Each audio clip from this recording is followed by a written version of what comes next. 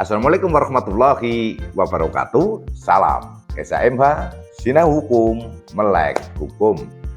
Pemirsa SHMH, sebangsa dan setanah air yang saya banggakan, yang saya hormati, yang saya cintai, kembali lagi dengan channel SHMH, Sinau Hukum, Melek Hukum, dan kali ini pada video yang ke-369. 369 kita akan membahas pasalnya 579 KUHP baru, Undang-Undang Nomor 1 Tahun 2023 yang akan berlaku mulai nanti 2 Januari tahun 2026, dan tentangnya ini adalah mulai masuk pada pembajakan pesawat udara. Sebelum membahas pasal 579 akan saya sampaikan beberapa hal sebagai berikut. Bahwa terkait dengan pesawat udara, pesawat terbang, kapal laut, itu lintasannya tidak hanya di dalam negara saja, pasti ke luar negeri gitu kan, ke luar negeri. Kapal juga seperti itu, pesawat terbang juga seperti itu, dari Indonesia ke Rusia, dari Indonesia ke Hong Kong, ke Jepang, ke Amerika, ke Inggris, ya, ke Jerman, Prancis, gitu kan. Apalagi yang ke Prancis kayaknya sering itu. Selebritis itu kalau piknik Prancis kan gitu kan. Ya. Sehingga kalau dikaitkan dengan konstitusi kita, Undang-Undang Dasar 1945, di mana itu juga Negara Kesatuan Republik Indonesia itu turut serta menjaga ketertiban dunia. Mengingat pembajakan pesawat itu bisa melintas antar negara, sebagai contoh itu dulu pernah pesawat Indonesia pernah dibajak, akhirnya turun di bandara luar negeri, yang akhirnya juga dilaksanakan pengambil alihan kembali oleh pasukan dari Tentara Nasional Indonesia. Nah, dalam turut serta menjaga ketertiban dunia itu banyak ditunjukkan atau diwujudkan dengan melakukan ratifikasi konvensi-konvensi internasional. Ratifikasi ya menyetujui dengan menandatangani. Nah, konsekuensi dari menyetujui atau menandatangani konvensi internasional itu akhirnya harus muncul sebuah undang-undang di Negara Kesatuan Republik Indonesia yang memberlakukan konvensi itu. Nah, sebagai contoh terkait dengan masalah konvensi-konvensi yang terkait dengan keamanan penerbangan, tentang pemberantasan pembajakan pesawat ini ada cukup banyak, ada konvensi Den Haag, konvensi Tokyo, konvensi Montreal ini, dan kemudian di Indonesia itu diterbitkan undang-undang yang mengatur itu, dan akhirnya secara singkat masuk juga di dalam KUHP baru, yaitu di pasal 579. Jadi mengkait. Jadi kita selaku negara, ya namanya manusia, zon politikon, negara juga unsur-unsurnya juga ada manusianya, pasti juga hidup dengan orang-orang atau warga negara lain, tidak bisa hidup sendiri terisolir. Dulu Tiongkok itu menembok perbatasan negaranya, juga mengisolasi karena mungkin merasa lebih mampu, lebih cerdas, lebih maju. Siapa tahu jangan sampai ada yang mencuri ilmunya, malah akhirnya terbelakang. Walaupun sekarang majunya cukup pesat untuk Tiongkok, tapi sejarahnya kan pernah seperti itu. Dengan demikian juga dengan masalah-masalah penegakan hukum, tidak bisa sekarang itu berpikir hanya lingkup negara Indonesia saja, harus merambah atau harus menjangkau dengan negara-negara lain, bekerja sama. Maka dari itu adanya melakukan ratifikasi konvensi-konvensi internasional. Saya bacakan pasal 579.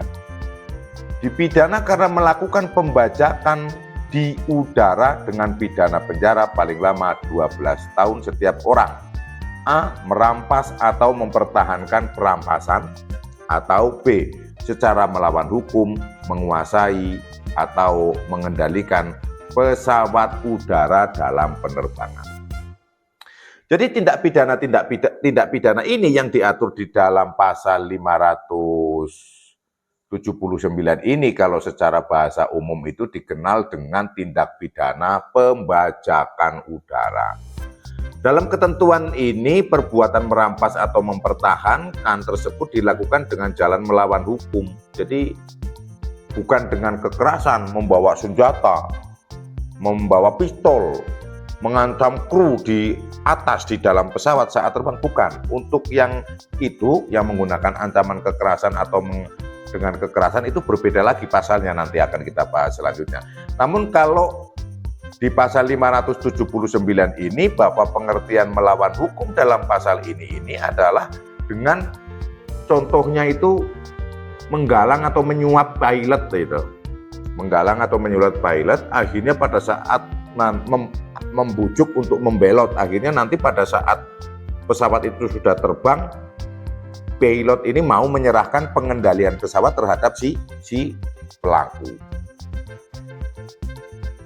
Melakukan penipuan juga bisa, sehingga antara si pelaku dengan si pilot ini bisa dikatakan pada akhirnya seolah-olah pilot inilah yang menyerahkan kepada si pelaku gitu. Setelah pada posisi terbang, inilah yang dimaksud dengan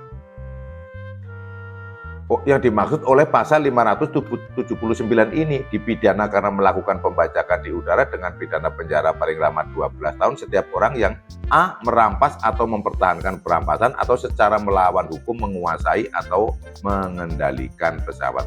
Nah, adanya pasal ini untuk yang pasal 579 ayat 1 ini jangan sampai pilot-pilot yang sudah di udara itu membelot gitu ya, menyerahkan kepada pelaku-pelaku tindak pidana kejahatan. Kan ada kadang berita kan pilot A membelot gitu kan. Ya seperti ini yang dimaksud, sehingga untuk mencegah jangan sampai terjadi pembelotan pilot atau pembelotan ya, kalau di pesawat udara pasti yang berkuasa kan pilot dan ada wakilnya co-pilot. Kalau misalnya pramugari atau teknisi kan ada di kabin di belakang ya, di belakang, sehingga tidak berpengaruh dengan arah perjalanan pesawat kan. Ini dicegah jangan sampai ada nanti akhirnya diserahkan kepada pelaku-pelaku tindak kejahatan, misalnya pelaku-pelaku tindak kejahatan terorisme misalnya. Dari bandara terbang enak, setelah diador pilotnya kong kali kong. Nah, inilah yang dimaksud oleh pasal 579 KUHP baru ayat 1. Jadi untuk pasal 579 KUHP baru ini ada 2 ayat, namun akan saya jadikan 2 kali video. Yang pertama kita membahas ayat 1. Kita ulangi lagi biar lebih jelas. Dipidana karena melakukan pembajakan di udara dengan pidana penjara paling lama 12 tahun setiap orang yang A. Merampas atau mempertahankan perampasannya, secara melawan hukum, menguasai atau mengendalikan. Nah itu menguasai atau mengendalikan. Bisa jadi yang ya kalau mobil mengemudikan lah ya, kalau pilot ya sama juga kan, mengemudikan pesawat kan. Yang mengemudikan pesawat itu tetap si pilot yang asli bisa jadi. Tapi kalau di huruf B ini dikendalikan oleh si pelaku yang harusnya tujuannya misalnya dari Indonesia katakanlah mau ke dia long flight misalnya kan, long flight mau ke Inggris misalnya kan, dibelokkannya kemana ya, sesuai dengan kemauan dari si pengendali. Merampas atau mempertahankan perampasan ya, kalau sudah di mempertahankan perampasan itu maksudnya merampas itu mengambil kendali, mempertahankan perampasan ya kelanjutannya tidak kemudian diserahkan atau sesuai dengan jadwal yang sudah ditentukan, dirampas terus, dikendalikan terus oleh yang bersangkutan, oleh pelaku. Beberapa kali ya ada di Indonesia pernah, kemudian kan informasi-informasi kalau berita di berita itu yang 2 pesawat dibajak kemudian menabrak gedung di Amerika Serikat sana kan juga pernah terjadi itu kan, yang memakan yang gedungnya sampai runtuh gitu kan, dan korbannya ribuan. Nah, ini yang dicegah oleh ini, sehingga meminimalisir jangan sampai juga ada pilot-pilot yang kemudian sudah pada saat di udara, dia kan pasalnya kan berbunyinya dipidana karena melakukan pembajakan di udara, sehingga pesawat ini sudah terbang, sudah take off.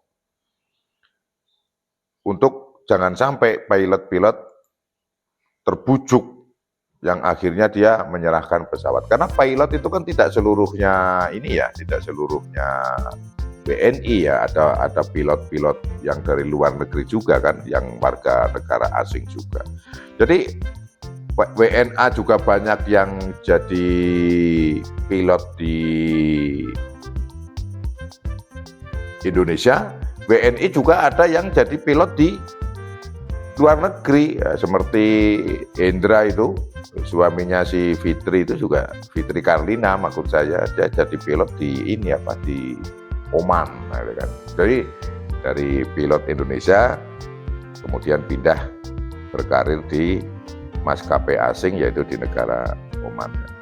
Ya, Fitri Karlina sama Wendra kalau mendengar atau membuka ini, salam, selamat dan hati-hati di negara asing. Itu yang bisa saya sampaikan. Pada intinya adalah ini antara pelaku dengan pilot itu terjadi kong kali kong sehingga terjadi penyerahan, dan ini juga disebut dengan pembajakan pesawat udara. Semoga bermanfaat yang saya sampaikan. Apabila ada salah kata, salah ucap, mohon dimaklumi. Kemudian tonton terus seluruh video SHMH membedah Undang-Undang Nomor 1 Tahun 2023. Salam SHMH, Sinar Hukum, Melek Hukum. Wassalamualaikum warahmatullahi wabarakatuh. Terima kasih.